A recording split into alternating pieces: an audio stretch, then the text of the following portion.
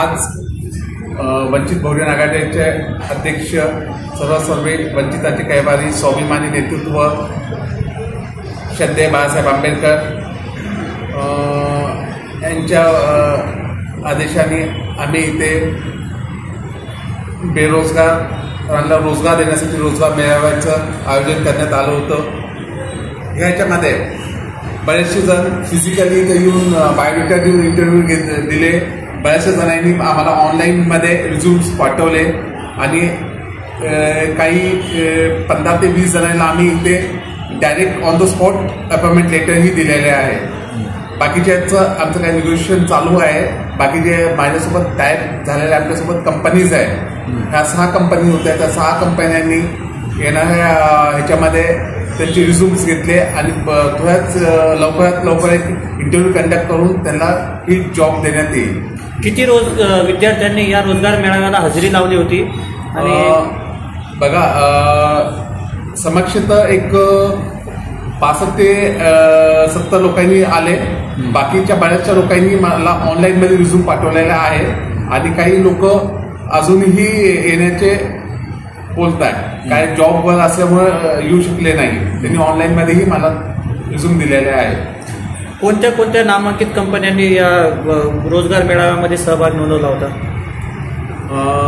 प्रथमतः तर मी नामांकित कंपन्या नाही, पण कंपनी होती CG प्रायव्हेट लिमिटेड होतं, स्पार्क स्प्रिंग मीडिया एक इव्हेंट कंपनी होती, सावित्रा इव्हेंट कंपनी होती, श्री बळीराम एंटरप्राइजेस आहे, स्वस्तिक एंटरप्राइजेस आहे, जे की काही इव्हेंटसाठी असतात कंपन्या, जे आपल्या पॉलिटिकल इव्हेंट आहे किंवा सेकंडरी जो एक सर्वे इव्हेंट्स आहे अशी कंपनीज होते। काही जे की बँकिंग सेक्टर संबंधित असणारे काही एंटरप्राइजेस होते, कारण की आपण जो 10वी 12वी आणि ग्रॅज्युएशन बेसिसवर ह्या लोकांसाठी आपण त्या वंचित घटकासाठी घेतला की तिथे की ऑपॉर्च्युनिटी फार कमी असते, आपण त्यांना ऑपॉर्च्युनिटी देण्याचा प्रयत्न केला। ITI किती विद्यार्थ्यांनी नोंदणी केली? ITI ITIच्या बऱ्याचशा लोकांचे मला फोन आले किंवा बरेचसे जण येऊन गेले, पण त्यांनी जो GR आलेला ITI साठी की त्याला 1 वर्ष कुठेतरी कंपल्शन आहे हे करण्यासाठी, कुठेतरी अनुभव घेण्यासाठी, तर त्यांचं काही लोकांचे संपणार आहे, तर त्यांनी काही रिझ्यूम्स देऊन गेले की आम्ही 2, 3, 4 महिने जे संपणार त्याच्यानंतर आम्ही हे देऊ, तरी तुम्ही आज आम्हाला हे करा। कारण की काय कॉर्पोरेट सेक्टरमध्ये असं असतं की नोटीस पिरियड असतो 2 ते 3 महिन्याचा, तर त्या अनुषंगाने माझ्याकडे तेही आलेले आहे। ITIचेही बरेचसे आले माझ्याकडे, डिझेल मेकॅनिकलचे आले, काही इलेक्ट्रिक सेक्टरमधून आले, आपण त्यांनाही अप्रोच होतोय। कंपनीजही माझ्याकडे इन्व्हर्टर म्हणून CG आहे, ही सॅटेलाइट सोलार सिस्टम आणि इन्व्हर्टरमध्ये डील करते, त्यांनाही ते इलेक्ट्रिकचे फार आवश्यक आहे।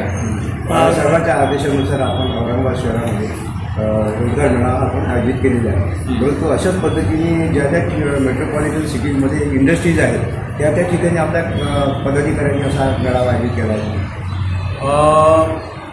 ज्यांना जसं जमेल तसं ते करताय, पण जास्तीत जास्त ठिकाणी आम्ही कधीही वंचितवाले सगळ्याला अप्रोच होतो मेळावा ठेवणं, पण ज्यावेळेस काय वंचित घटक आमच्याकडे येतो, म्हणजे आमच्या कार्यकर्त्याच्या वंचितच्या, तर तो अवश्य त्यांना मदत करतात आणि नोकरीसाठी मदत करत असतात। तर हो, आमचा दिनचर्याचा कार्यक्रमच आहे की आम्ही कोणालाही मदत करणार। आजच्या रोजगार मेळाव्यानिमित्त विद्यार्थ्यांना तुम्ही काय आवाहन करणार? मी विद्यार्थ्यांना हे आवाहन करतो की आपण निराश व्हायचं नाही, हताश व्हायचं नाही।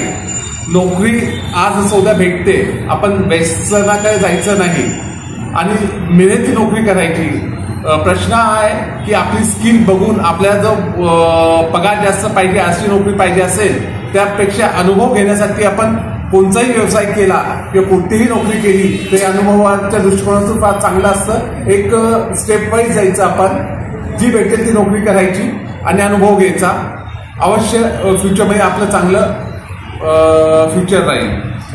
आपण तरुणांच्या संदर्भामध्ये हा विचार केला, परंतु अनेक घरगुती महिला अशा आहेत ज्यांच्यामध्ये कर्तृत्व करण्याची किंवा काम करण्याची क्षमता आहे, त्यांच्यासाठी काही घरगुती व्यवसाय आपण सुरू करण्याच्या प्रयत्नामध्ये आहात?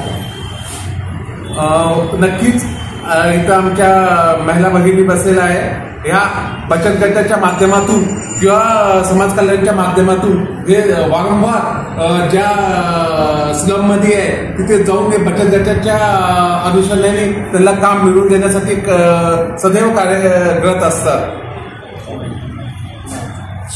आपलं नाव सर? माझं नाव ॲडव्होकेट पंकज बनसोडे, मी शहर अध्यक्ष पश्चिम.